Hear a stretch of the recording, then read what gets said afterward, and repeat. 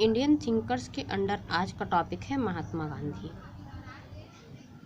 गांधी जी का नाम भारतीय राजनीति में अत्यंत ही महत्वपूर्ण है। गांधी जी की विचारधारा का ही प्रभाव था कि भारतीयों ने निशस्त्र होते हुए भी अंग्रेजों को भारत छोड़ने पर मजबूर कर दिया।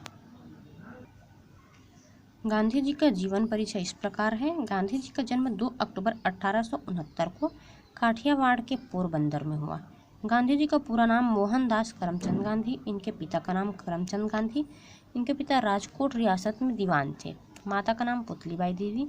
1891 में गांधी जी बैरिस्टरी पास करके भारत वापस आए। 1893 में दक्षिण अफ्रीका गए एक मुकदमे के सिलसिले में।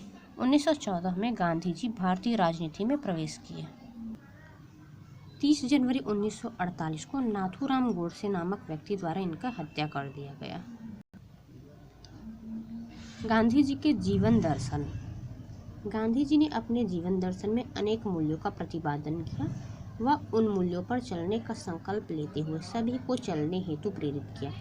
ये मूल्य क्रमशः सत्य, अहिंसा, निर्भयता, सत्याग्रह, आत्मज्ञान, धार्मिक भावना, धर्म को महत्व, भारतीय संस्कृति पर अधिक बल इत्यादि है। नेक्स्ट है गांधी जी का शिक्षा दर्शन। गांधी जी ने शिक्षा के संबंध में अत्यंत ही विस्तृत विचार प्रस्तुत किया है। गांधी जी के अनुसार शिक्षा को बालक के सर्वांगीण विकास करने योग्य होना चाहिए। गांधी जी तात्कालिक अंग्रेजी शिक्षा से अत्यंत दुखी थे। गांधी जी हरिजन पत्रिका के एक लेख में अंग्रेजी शिक्षा की आलोचना करते हुए कहते हैं कि यह विदेशी संस्कृति पर आधारित है और भारतीय संस्कृति को इसने पूर्णतया बहिष्कृत कर दिया है। इसका एकमात्र उद्देश्य मानसिक विकास करना है। इसका हृदय पर कोई प्रभाव नहीं पड़ता और इसमें हाथ के कार्य का कोई स्थान ही नहीं है।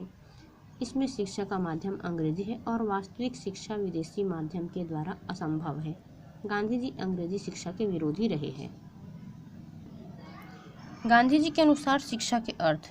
गांधी जी साक्षरता को शिक्षा नहीं मानते थे। उनके शब्दों में साक्षरता न तो शिक्षा का अंत है और न ही प्रारंभ है।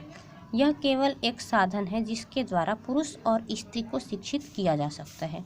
गांधी जी के अनुसार शिक्षा की परिभाषा। गांधी जी के शब्दों में शिक्षा से मेरा आशय बालक और मनुष्य की शारीरिक, मानसिक व आत्मिक शक्तियों के सर्वांगीण विकास से है। गांधी जी के शिक्षा के सिद्धांत। पहला है संपूर्ण देश में 7 से 14 वर्ष तक के बालकों की शिक्षा निःशुल्क और अनिवार्य होनी चाहिए। दूसरा सिद्धांत है शिक्षा का माध्यम मातृभाषा होना चाहिए। तीसरा है शिक्षा विद्यार्थियों में समस्त मानवीय गुणों का विकास करना। चौथा है शिक्षा को बालकों को बेरोजगारी से एक प्रकार की सुरक्षा देनी चाहिए। पांचवा है शिक्षा को बालक की शारीरिक, मानसिक और आध्यात्मिक शक्ति को प्रोत्साहित करना चाहिए। छठा है शिक्षा को बालक के शरीर, हृदय और मस्तिष्क का सामंजस्यपूर्ण विकास करना चाहिए। सातवां शिक्षा किसी लाभप्रद दस्तकारी से प्रारंभ होनी चाहिए जो बालक को आर्थिक रूप से स्वावलंबी बना सके। आठवां है शिक्षण जीवन की वास्तविक परिस्थितियों में दिया जाना चाहिए। नौवां समाज हित के अनुरूप बालक की शक्तियों का विकास होना चाहिए। 10वां है साक्षरता को शिक्षा नहीं कहा जा सकता। नंबर 11 है गांधी जी के अनुसार विद्यालय एक ऐसा स्थान होना चाहिए जहां बालक नवीन खोजों की तरफ अग्रसर हो। 12 है विद्यालय में बालक जिन वस्तु को तैयार करे उन्हें सरकार द्वारा खरीद लेना चाहिए। 13 है शिक्षा ऐसी हो जो बालक में समाज सेवा की भावना का विकास करे। नेक्स्ट है गांधी जी के अनुसार शिक्षा के उद्देश्य। गांधी जी ने शिक्षा के 2 उद्देश्य बताए हैं। शिक्षा के तात्कालिक उद्देश्य और दूसरा है शिक्षा के सर्वोच्च उद्देश्य। शिक्षा के तात्कालिक उद्देश्य के अंतर्गत जीविकोपार्जन का उद्देश्य, नैतिक उद्देश्य, सांस्कृतिक उद्देश्य, नागरिकता का उद्देश्य, त्रिविध विकास का उद्देश्य, सर्वोदय समाज की स्थापना का उद्देश्य व मुक्ति का उद्देश्य आता है। शिक्षा के उद्देश्य में हम पहला उद्देश्य देखते हैं शिक्षा के तात्कालिक उद्देश्य। तात्कालिक उद्देश्य ऐसे उद्देश्य होते हैं जिन्हें शिक्षा के माध्यम से अल्प समय में ही प्राप्त किया जाता है। इन उद्देश्यों की प्राप्ति अत्यंत ही आवश्यक है, अन्यथा शिक्षा अर्थहीन हो जाएगी। शिक्षा के तात्कालिक उद्देश्य के अंतर्गत पहला उद्देश्य आता है जीविकोपार्जन का उद्देश्य। गांधी जी के अनुसार शिक्षा को बेरोजगारी के विरुद्ध एक बीमा होना चाहिए। गांधी जी ने लिखा है प्रत्येक बालक और बालिका को विद्यालय छोड़ने के बाद किसी व्यवसाय में लगकर स्वावलंबी बनना चाहिए। दूसरा है नैतिक उद्देश्य। गांधी जी ने लिखा है, मैंने हृदय की संस्कृति या चारित्रिक निर्माण को सर्वोच्च स्थान दिया है। मुझे विश्वास है कि नैतिक प्रशिक्षण सबको समान रूप से दिया जा सकता है। इस बात से कोई प्रयोजन नहीं कि उनकी आयु और पालन पोषण में कितना अंतर है। तीसरा है सांस्कृतिक उद्देश्य। गांधी जी ने लिखा है, यदि किसी स्थिति में पहुंचकर एक पीढ़ी अपने पूर्वजों के प्रयास से पूर्णतया अनभिज्ञ हो जाती है या उसे अपनी संस्कृति पर लज्जा आने लगती है तो वह नष्ट हो जाती है। संस्कृति शिक्षा का आधार व विशेष अंग है। गांधी जी चाहते थे कि शिक्षा द्वारा भारतीय संस्कृति का विकास हो। चौथा है नागरिकता का उद्देश्य। गांधी जी के अनुसार शिक्षा का उद्देश्य एक कुशल नागरिक का निर्माण करना है। पांचवा है त्रिविध विकास का उद्देश्य।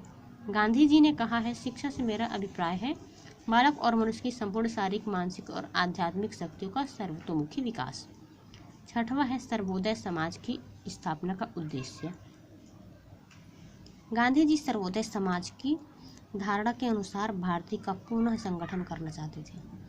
सातवां है मुक्ति का उद्देश्य। सा विद्या या विमुक्तये, इस आदर्श के अनुसार शिक्षा का उद्देश्य व्यक्ति को सांसारिक बंधनों से मुक्ति दिलाना है और उसकी आत्मा को उन्नत जीवन की ओर ले जाना है। नेक्स्ट आता है शिक्षा के सर्वोच्च उद्देश्य। गांधी जी के अनुसार शिक्षा का सर्वोच्च उद्देश्य है सत्य या ईश्वर की प्राप्ति।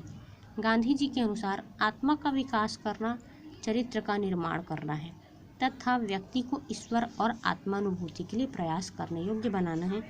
यह उद्देश्य ही आत्मानुभूति का उद्देश्य है। अंतिम वास्तविकता का अनुभव, ईश्वर और आत्मानुभूति का ज्ञान। नेक्स्ट पॉइंट है गांधी जी के अनुसार पाठ्यक्रम। गांधी जी के अनुसार शिक्षा का महत्वपूर्ण उद्देश्य देश की आवश्यकताओं की पूर्ति करना व वर्गहीन समाज का निर्माण करना है। गांधी जी रोजगारोन्मुखी पाठ्यक्रम बनाना चाहते थे। उन्होंने पाठ्यक्रम में निम्नलिखित विषयों का समावेश किया है। पहला, आधारभूत शिल्प जैसे कताई, बुनाई, बागवानी, कृषि, काष्ठ कला, चर्म कार्य, मिट्टी का कार्य, मछली पालन इत्यादि। दूसरा है मातृभाषा का अध्ययन। तीसरा, व्यवहारिक गणित जैसे अंक गणित, बीज गणित, रेखा गणित, नाप तोल आदि। चौथा, सामान्य विज्ञान, इसमें जीव विज्ञान, वनस्पति विज्ञान, शरीर विज्ञान, रसायन विज्ञान, स्वास्थ्य विज्ञान, प्रकृति अध्ययन, नक्षत्र ज्ञान, गृह विज्ञान। पांचवा है कला, चित्रकला एवं संगीत। छठवां, हिंदी को महत्व, जहाँ मातृभाषा न हो वहाँ हिंदी का प्रयोग किया जाना चाहिए। सातवां, सामाजिक अध्ययन, इतिहास, भूगोल, नागरिक शास्त्र एवं समाज का अध्ययन। आठवां, शारीरिक शिक्षा जिसमें खेलकूद और व्यायाम को सम्मिलित किए हैं।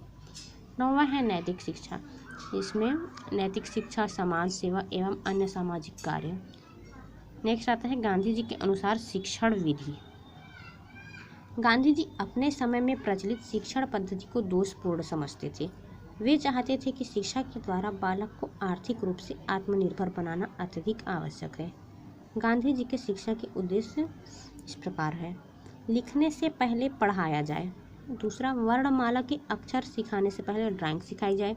तीसरा, करके सिखाया जाए। चौथा, अनुभव द्वारा सिखाया जाए। पांचवा, मस्तिष्क की शिक्षा के लिए शारीरिक अंगों को उचित प्रशिक्षण दिया जाए। नेक्स्ट है क्रिया प्रधान शिक्षा दी जानी चाहिए। अगला आता है गांधी जी के अनुसार अनुशासन। गांधी जी के अनुसार शिक्षा में अनुशासन की अत्यधिक आवश्यकता है, लेकिन यह ऊपर से लादा नहीं जाना चाहिए। दंड के स्थान पर गांधी जी ने स्व अनुशासन को अधिक महत्व दिया है।